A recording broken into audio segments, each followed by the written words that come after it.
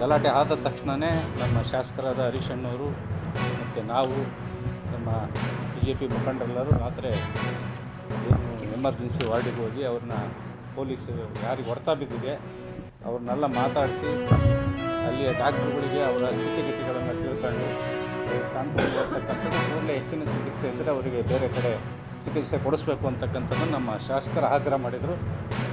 ಆ ಕ್ಷಣದಲ್ಲಿ ಅವರ ಪರಿಸ್ಥಿತಿ ನೋಡಿದಾಗ ಅವ್ರಿಗೆ ಯಾವ ರೀತಿ ಹೊಡೆದಿದ್ದಾರೆ ಅನ್ನೋದನ್ನು ಸಹಿತ ನಾವು ಆಲೋಚನೆ ಮಾಡಬೇಕಾಗ್ತದೆ. ಏಕೆಂದರೆ ಆತ ಜ್ವರದಿಂದ ನರಳ್ತಾ ಇದ್ದ.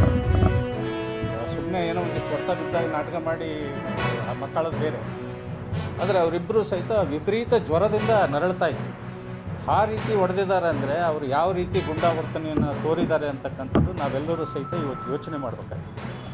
ಇವತ್ತು ಹಿಂದೆ ನಮ್ಮ ಹಿರಿಕರು ದಾವಣಗೆರೆಯನ್ನು ಕಟ್ಟಿ ಬೆಳೆಸಿದಂಥ ಹಿರಿಕರು ಕಾಗನೂರು ಬಸಪ್ಪನೂರು ಇರ್ಬೋದು, ಎಸ್ ಬಸಪ್ಪನೂರು ಇರ್ಬೋದು, ರಾಜನಹಳ್ಳಿ ಮದ್ದೂರಾಯಪ್ಪನೂರು ವಿದ್ಯಾನಗರ ಮಾಡಿದರು ದಾವಣಗೆರೆ. ಅದೇ ರೀತಿ ರಾಜನಹಳ್ಳಿ ಹನುಮಂತಪ್ಪನವರು ಮ್ಯಾಂಚೆಸ್ಟರ್ ಕಾಟನ್ ಇಂಡಸ್ಟ್ರಿ ಮಾಡಿ ದಾವಣಗೆರೆನ ಮ್ಯಾಂಚೆಸ್ಟರ್ ಮಾಡಿದರು.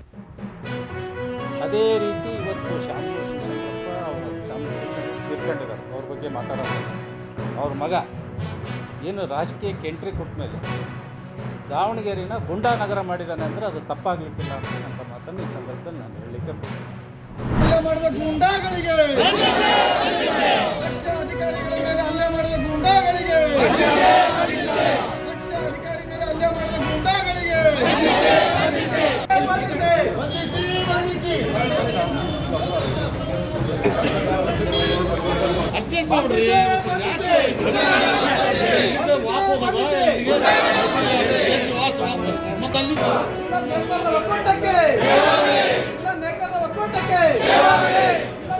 ಒಕ್ಕೂಟಕ್ಕೆ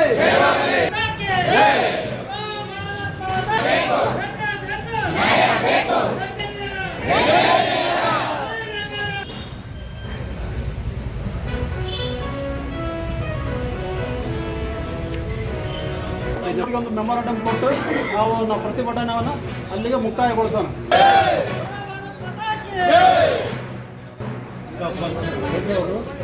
ಇದನ್ನು ನಾವು ನೇಕಾರ ಒಕ್ಕೂಟದಿಂದ ಎಲ್ಲರೂ ಖಂಡಿಸ್ತೀವಿ ಅಂತ ಸಂದರ್ಭದಲ್ಲಿ ಹೇಳ್ತೀವಿ.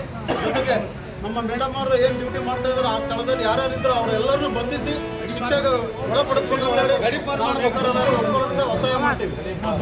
ಜೈ ನೇಕಾರ,